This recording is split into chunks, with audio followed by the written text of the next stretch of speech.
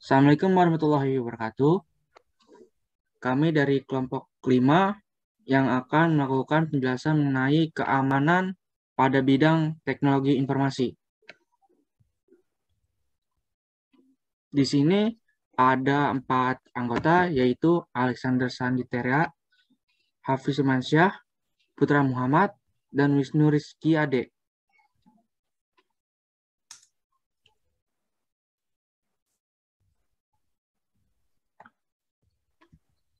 Pihak-pihak yang sangat membutuhkan keamanan dalam penggunaan komputer, yaitu ada 3, pengguna atau user, fasilitator, dan penyedia produk.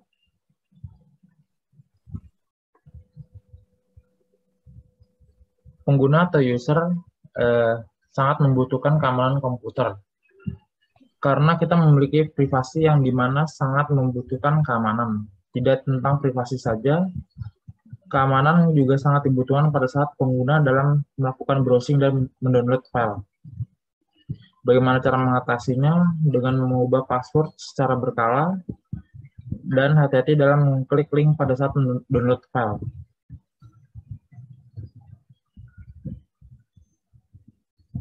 Fasilitator adalah penyedia layanan komputer atau internet atau penyelenggara sistem elektronik. Fasilitator membutuhkan keamanan komputer karena penyedia layanan memiliki banyak layanan yang harus dilindungi supaya data-data pengguna atau user tidak bocor atau diretas oleh hacker.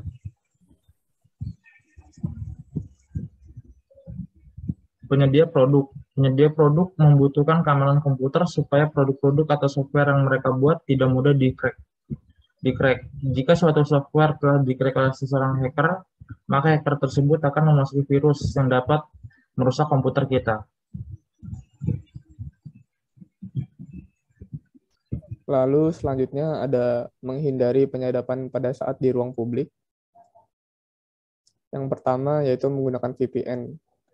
VPN merupakan suatu keharusan saat menyambungkan device kita ke jaringan yang tidak aman, seperti hotspot Wi-Fi publik. VPN ini melindungi privasi Anda dengan menenkripsi data sebelum mengirimkannya ke router, menjaganya tetap tersembunyi. Selanjutnya ada menggunakan koneksi SSL. Kita dapat menambahkan lapisan enkripsi ke ponsel dengan mengaktifkan opsi Always Use HTTPS atau selalu gunakan HTTPS di situs web yang kita kunjungi. HTTPS menandakan bahwa web yang kita kunjungi sudah terenkripsi. Lalu matikan Wi-Fi saat tidak dibutuhkan. Meskipun belum terhubung secara aktif ke jaringan, perangkat keras di komputer atau HP kita masih metransmisikan data antar jaringan. Jika hanya menggunakan PC ataupun laptop untuk mengerjakan dokumen Word atau Excel, sebaiknya matikan Wi-Fi. Lalu ada memastikan nama Wi-Fi publik yang digunakan. Di beberapa tempat seperti stasiun, kafe, mal, dan lain-lain, terkadang menyediakan Wi-Fi publik. Hal ini kadang dimanfaatkan oleh penyadap dengan cara membuat Wi-Fi dengan nama serupa agar kita terkecoh jika tidak memperhatikannya. Pastikan nama Wi-Fi memang benar sebelum langsung menggunakannya. Lalu ada mematikan opsi connect otomatis ke Wi-Fi-nya. Cara ini digunakan agar kita tidak secara otomatis terhubung ke sembarang jaringan.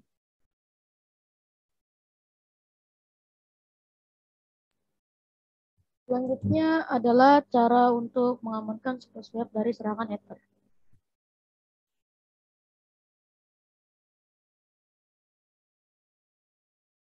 Yang pertama adalah backup database.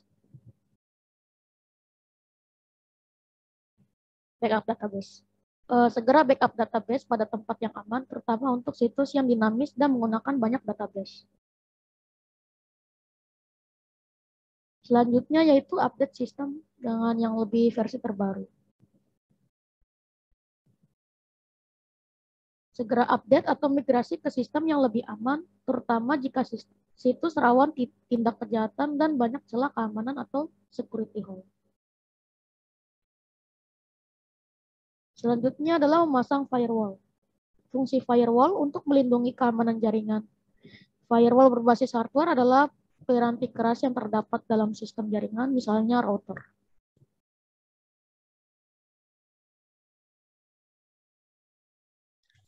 Selanjutnya adalah jenis-jenis virus komputer beserta penjelasannya. Di sini saya akan menjelaskan beberapa virus, yaitu dari virus worm, virus trojan, fat virus, dan juga makrovirus.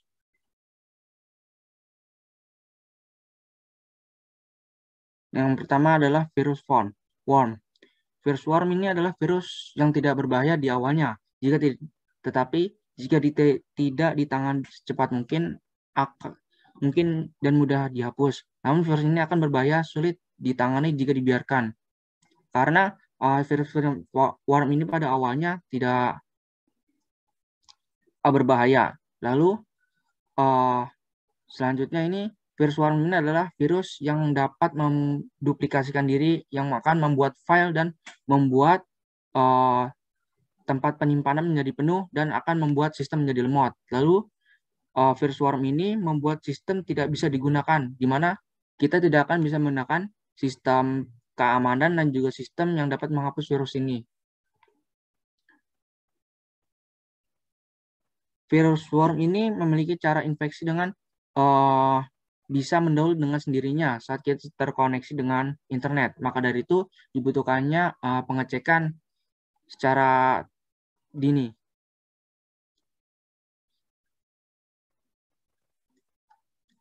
Selanjutnya adalah virus trojan. Virus trojan ini mirip seperti worm, namun virus ini lebih agresif dibandingkan worm karena virus ini menyerang langsung pada sistem. Virus ini berbahaya karena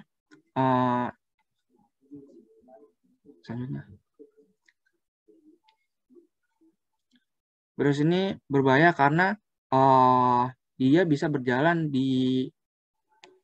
tanpa sepengetahuan pengguna. Dia akan membuat pelaku yang membuat virus ini dapat mengambil memori data atau informasi pengguna yang diinginkannya.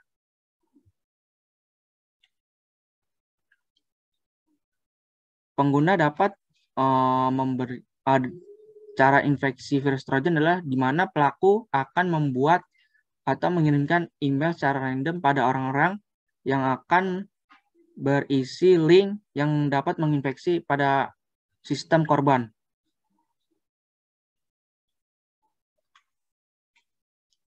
Selanjutnya adalah fat virus. Fat virus ini berbahaya karena dapat merusak sistem, terutama pada file allocation table. File allocation table ini adalah sebuah tempat penyimpanan yang mengenai lokasi file yang menyimpan data dan file penting. Virus ini dapat menyembunyikan file-file dan juga dapat merusak table directory dari file tersebut. Jadi ketika file directory-nya rusak, maka kita tidak dapat mengakses banyak file yang sudah dirusak. File allocation table ini adalah sistem berkas yang menggunakan struktur table yang berisi alokasi setiap file. Jadi file ini adalah semacam table yang berisikan informasi lokasi-lokasi untuk setiap file dan juga directory path-nya.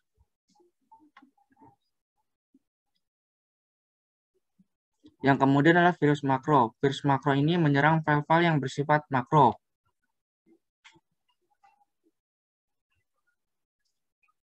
File makro itu seperti contohnya adalah file teks seperti doc, PPT, Excel, dan yang lain. Terus ada file gambar, ya dari JPG, PNG. Lalu ada file video seperti MP4 dan MKV. Biasanya file-file itu akan dirusak dari virus makro. Virus makro ini biasanya datang dari email yang dikirimkan dari pelaku yang akan berisikan link yang dapat mendownload virus secara sendirinya.